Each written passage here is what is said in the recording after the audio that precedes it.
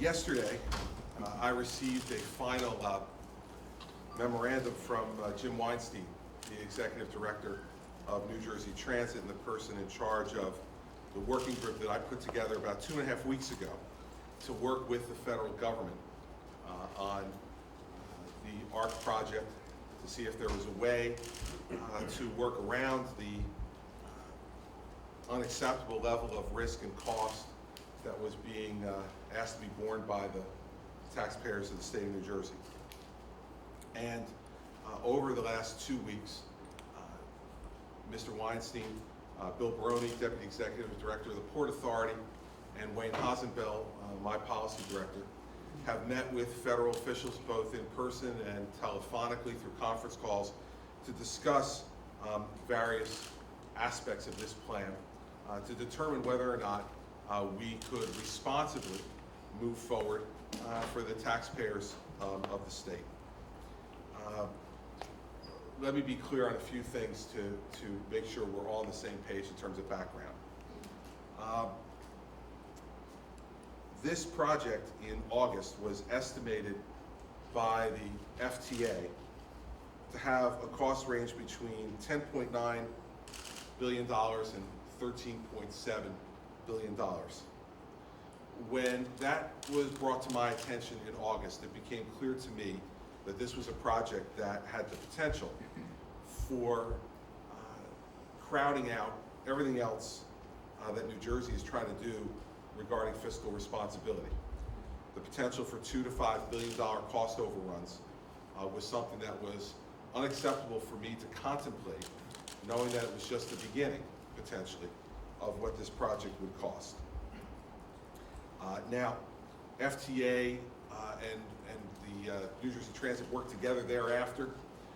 There's not been significant change in those $2 to $5 billion numbers, as Secretary LaHood announced to all of you by press release last Friday. 1.9 to 4.8, a whole heck of a lot different in my mind when you're talking about the scope of this project as compared to $2 billion to $5 billion.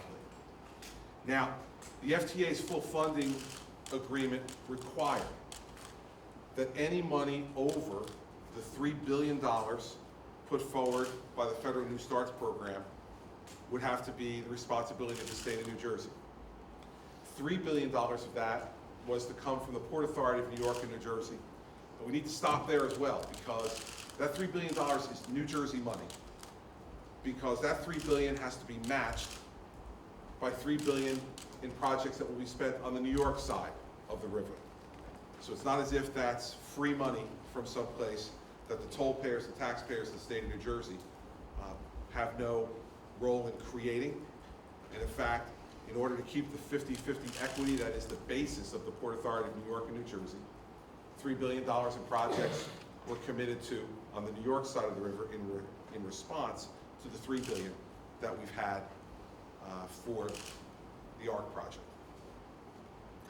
Every dollar over that was, again, the responsibility of the taxpayers in New Jersey, including the Portal Bridge South, which, for reasons that I will never understand, were not included in the original project.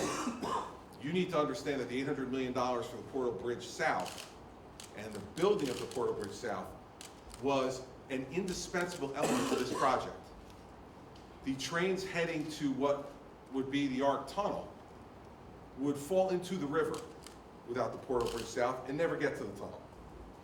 Why the Corzine administration excluded the Portal Bridge South from the whole scope of this,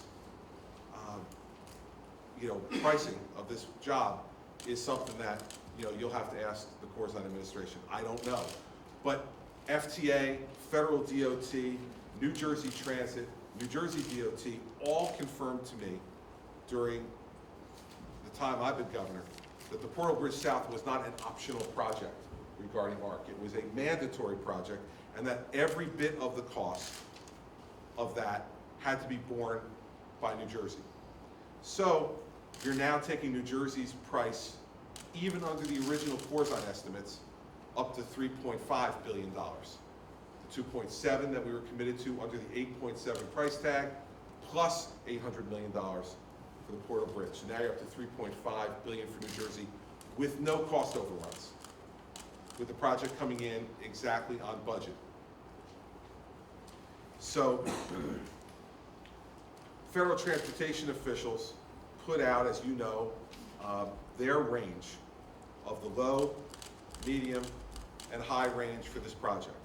Understand this, the low range, that $9.77 billion number that they used, by Federal Transit Authority estimates, had a 10% probability of the project being completed at or below that range.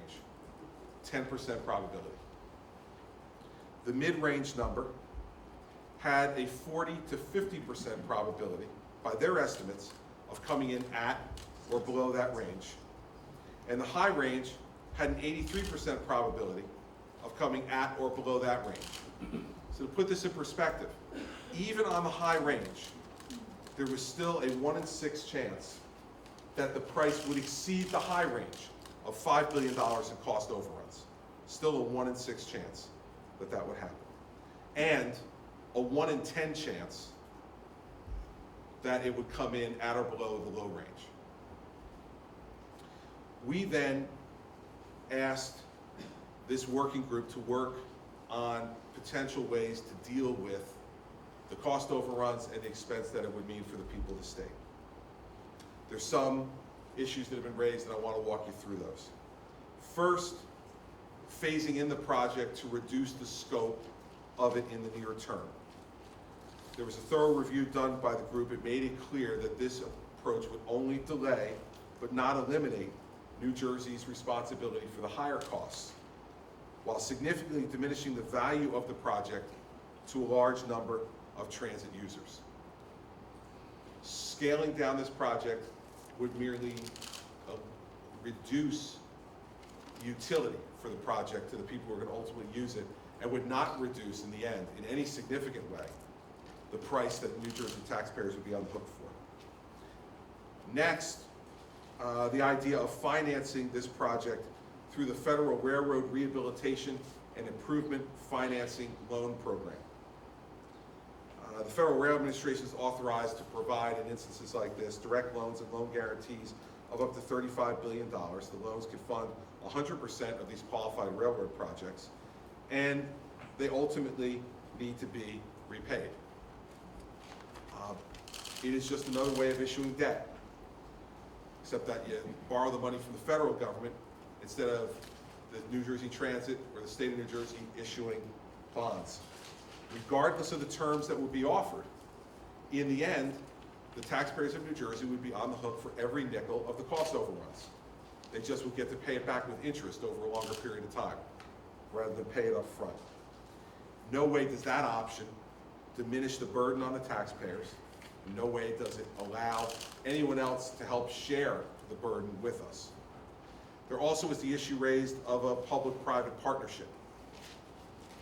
The federal team has pointed to the success of these 3 Ps, as they're called in the business, of the Port of Miami Tunnel, the Denver Union Station, the Denver Eagle Transit Project. It was pointed out to us that there was some interest in the ARC project from some private facilities. But remember this, none of that will address the cost or the technical risk in the project. None of it will absorb additional costs from the taxpayers, because in the end, New Jerseyans are going to be responsible in some fashion to pay for the costs of it. In essence, it's the difference between public financing and private financing. It's really the only difference. You bring a partner in, we're still, the state of New Jersey and its citizens are going to have to pay for the cost of it.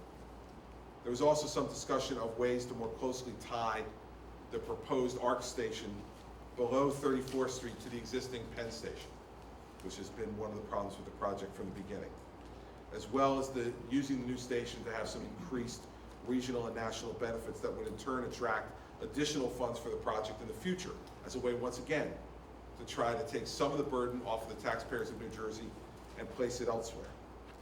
Even if that aspect of the project was successfully implemented, it would not provide a means for covering current cost overruns, nor the contingencies necessary to conclude a funding agreement with the FTA. And I'll get back to that in a second. Simply put, it wouldn't hold taxpayers harmless in New Jersey for cost increases and cost overruns that have already emerged and could continue to be even greater as the project moves forward over the next 8 years.